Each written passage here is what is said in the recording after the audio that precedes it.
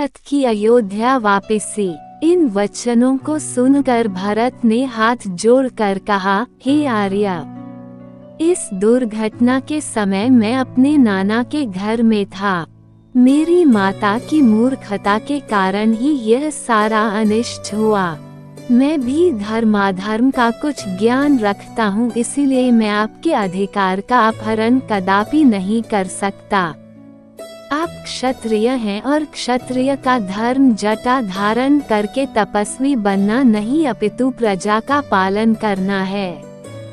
आपसे आयु, ज्ञान, विद्या आदि सभी में छोटा होते हुए भी मैं सिंहासन पर कैसे बैठ सकता हूँ। इसलिए आपसे प्रार्थना करता हूँ कि आप राज सिंहासन पर बैठकर मेरे माता को लोक निंदा से और पिताजी को पाप से बचाइए, अन्यथा मुझे भी वन में रहने की अनुमति दीजिए। रामचंद्र ने भरत को फिर से समझाते हुए कहा, पिताजी ने तुम्हें राज्य प्रदान किया है और मुझे 14 वर्ष के लिए वनवास की आज्ञा दी है। जिस प्रकार मैं उनके वचनों पर श्रद्धा रखकर उनकी आज्ञा का पालन कर रहा हूँ, उसी प्रकार तुम भी उनकी आज्ञा को अकाट्य मानकर अयोध्या पर शासन करो। उनके वचनों की यदि हम अवहेलना करेंगे तो उनकी आत्मा को क्लेश पहुँचेगा। तुम्हें राजकार्य में समुचित सहायता देने के लिए शत्रुघ्न तुम्हारे साथ हैं ही। पिताजी को अपनी प्रतिज्ञा के ऋण से मुक्ति दिलाना हम चारों भाइयों का कर्तव्य है। रामचंद्र के वचनों को सुनकर अयोध्या के अत्यंत चतुर मंत्री जाबाली ने कहा, हे रामचंद्र, सारे नाते मिथ्या हैं। संसार में कौन किसका बंधु है। जीव अकेला ही जन्म लेता है और अकेला ही नष्ट होता है। सत्य तो यह है कि इस संसार में कोई किसी का संबंधी नहीं होता। संबंधों के मायाजाल में फंसकर स्वयं को विनष्ट करना बुद्धिमानी नहीं है। आप पितृऋण के मिथ्या विचार को त्याग दें और राज्य को स्वीकार करें। स्वर्ग, नरक, परलोक, कर्मों का फल आदि सब काल्पनिक बातें हैं। जो प्रत्यक्ष है वही सत्य है। परलोक की मिथ्या कल्पना से स्वयं को कष्ट देना आपके लिए उचित नहीं है। जाबाली के इस प्रकार कहने पर राम बोले, मंत्र व आपके ये नास्तिक विचार मेरे हित के लिए उचित नहीं है, वरन ये मेरे लिए अहितकारी है। मैं सदाचार और सच्चरित्रता को अत्यधिक महत्व देता हूँ। यदि राजा ही सत्य के मार्ग से विचलित होगा तो प्रजा भी उसका ही अनुसरण करेगी और कुपथगामी हो जाएगी। मैं आपके इस अनुचित मंत्रणा को स्वीकार करने में असमर्थ हूँ। मुझे तो आश्चर्य के साथ ही साथ दुख इस बात का है कि परम आस्तिक तथा धर्मपरायण पिताजी ने आप जैसे नास्तिक व्यक्ति को मंत्री पद कैसे प्रदान किया। राम के इन रोषपूर्ण वचनों को सुनकर जाबाली ने कहा, राघव, मैं नास्तिक नहीं हूँ।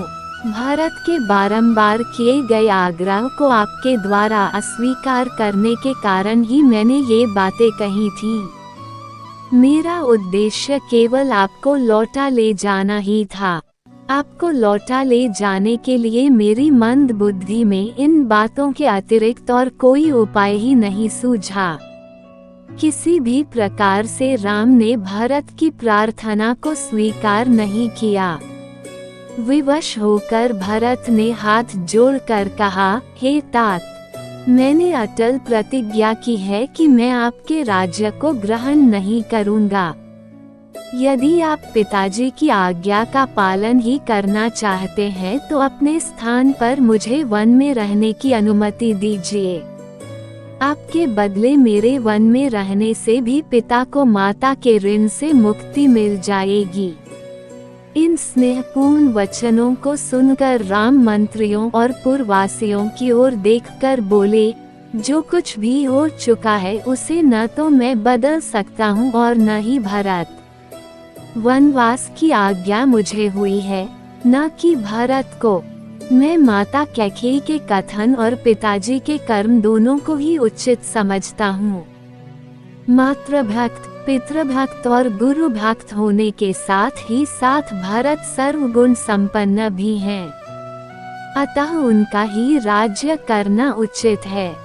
जब राम किसी भी प्रकार से अयोध्या लौटने के लिए राजी नहीं हुए तो भरत ने रोते हुए कहा, भैया, मैं जानता हूँ कि आपकी प्रतिज्ञा अटल है, किंतु ये भी सत्य है कि अयोध्या का राज्य भी आप ही का है।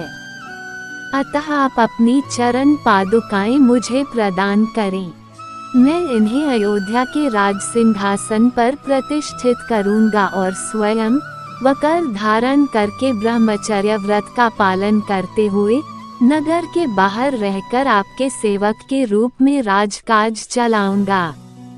14 वर्ष पूर्ण होते ही यदि आप अयोध्या नहीं पहुँचे तो मैं स्वयं को अग्नि में भस्म कर दूंगा। यही मेरी प्रतिज्ञा है। रामचंद्र जी ने भरत को हृदय से लगाकर उन्हें अपनी पादुकाएं दे दी। फिर शत्रुघ्न को समझाते हुए बोले, भैया, माता कैकेयी को कभी अपशब्द कहकर उनका अपमान मत करना। इस बात को कभी न भूलना कि वे हम सब की पूज्य माता हैं। तुम्हें मेरी और सीता की शपथ है। फिर माताओं को धैर्य बंधाकर सम्मानपूर्वक सबको विदा किया। श्री राम की चरण पादुकाओं के साथ भरत और शत्रुघ्न रथ पर सवार हुए। उनके पीछे अन्य अनेक रथों पर माताएं, गुरु, पुरोहित, मंत्रीगण तथा अन्य पुरवासी चले।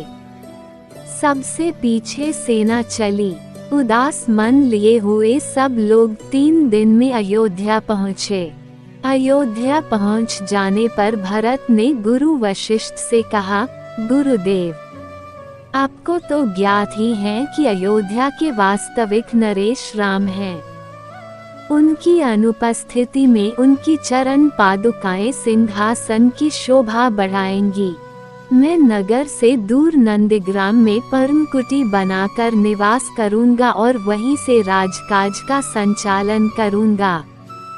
फिर वे नंदग्राम से ही राम के प्रतिनिधि के रूप में राज्य का कार्य संपादन करने लगे।